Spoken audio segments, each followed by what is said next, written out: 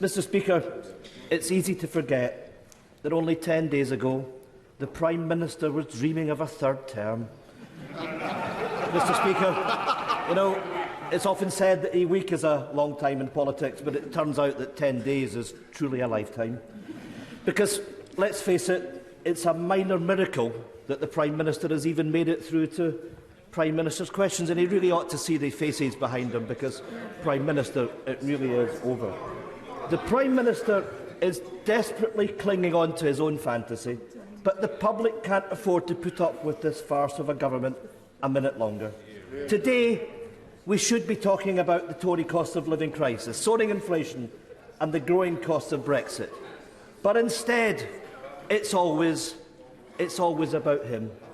How many more ministers need to quit before he finally picks up his pen and writes his own resignation letter? Perhaps that's what he's doing now.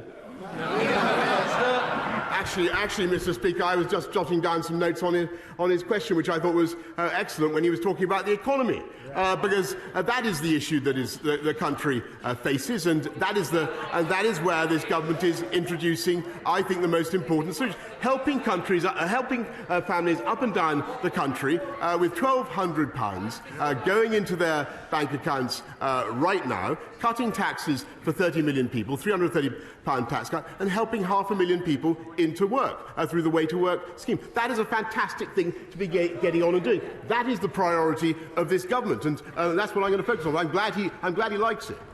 Ian Blackford. My goodness, nothing to see. We should all move on if we live in the world of the Prime Minister.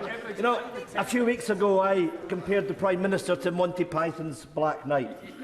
Actually, turns out I was wrong. He's actually the dead parrot. Whether he knows it or not, he's now an ex-Prime Minister.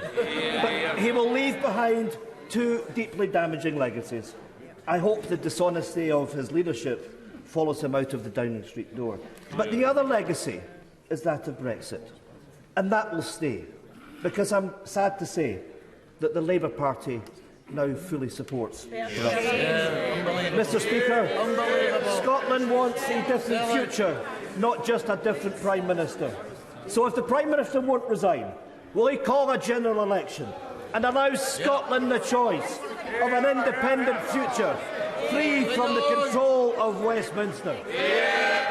Prime Minister. Mr Speaker, I noticed that his remark that the Labour Party have given up on returning to the European Union was not greeted with rapture by the benches opposite, and that's because it's not true.